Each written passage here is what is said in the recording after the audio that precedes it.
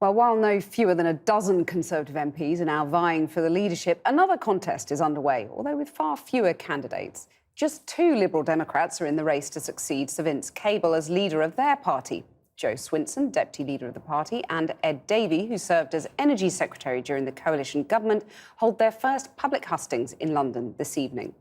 This, as a national poll by YouGov, puts the Lib Dems in the lead ahead of the Brexit Party, Labour and the Conservatives. Well, earlier, both candidates came into the studio for their first head-to-head debate. What about Brexit, then, which is the crucial issue facing our country? Jo Swinson, as I understand it, you back a referendum, but not revoking Article 50, is that right? I would absolutely revoke Article 50 to prevent us crashing out without a deal. I actually don't think you'll find a difference between Ed and I on this Brexit policy. You know, Liberal Democrats are united. We are the rallying point for Remainers in politics, as was shown by our excellent European election results. And we need to have a people's vote. But if the danger is that we crash out without a deal, we absolutely have to revoke.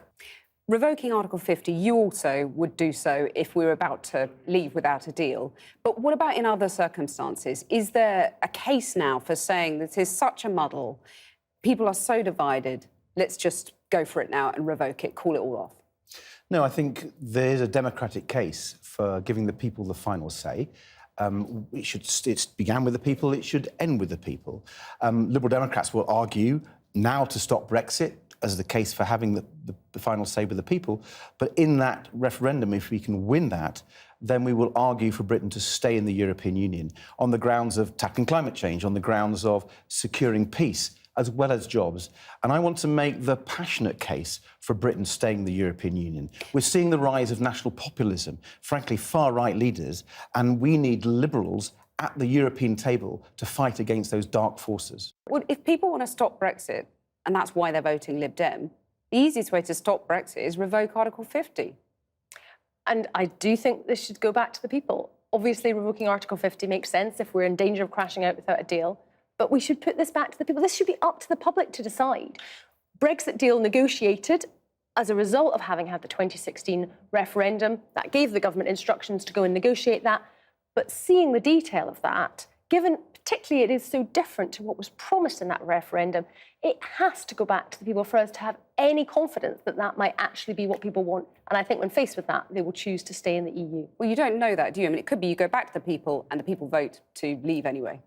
It could happen, but I have to say, if you look at the opinion polls, if you look at the European election results, if you look at the huge number of people who are coming to the Liberal Democrats, I think there has been a change in the mood. I think people have seen how costly, complicated and damaging Brexit will be. So I think Liberal Democrats are right to have the confidence of our convictions. I think, you know, we're actually very strong on this. You won't get a cigarette paper between Jo and I on this, and I think probably every single Liberal Democrat. Well, there was a YouGov poll today which showed that the Lib Dems were in the lead ahead of the Conservatives and Labour. Yet still, under the current voting system, you would be likely to have fewer seats than either of those parties. Would you, therefore, do a coalition with Boris Johnson or Jeremy Corbyn, or never again on coalition? Not with Boris Johnson, not with Jeremy Corbyn. Both of those men are Brexiteers who their vision will damage our country. Of course, as Liberal Democrats, we want electoral reform, and that is a strategically important goal to achieve. Who would you go into coalition with? Well, certainly not Boris Johnson or Jeremy Corbyn. Yeah, but name someone as Prime Minister who you would be prepared to go into government with. Well, I said it to you a minute ago that I'm not putting a cap on Liberal Democrat ambitions. I would fight as leader for every Liberal Democrat vote to get as many Liberal Democrat MPs as possible, and we'll then make judgments after that election about the right way forward. But I can tell you this, the criteria would be stopping Brexit. The criteria would be tackling the climate emergency. It's all very well saying you don't want to limit your ambitions, but the voting system is stacked against you. As you know, you'd be very unlikely to win more seats than Labour or the Tories, even with the polls as they are listen, today. In Scotland, no one thought the SNP would wipe out the Labour Party under first past the post. They did. So don't assume that under the first past the post we can't come forward. I believe we absolutely can. OK, name one leadership contender in the Conservatives who you would be prepared to go into coalition with. Well, the problem is that it's growing by the minute. Esther McVeigh? Come on, that's a good joke. The reality is the Liberal Democrats are now getting people like Michael Heseltine voting for us, people like Alistair Campbell voting for us.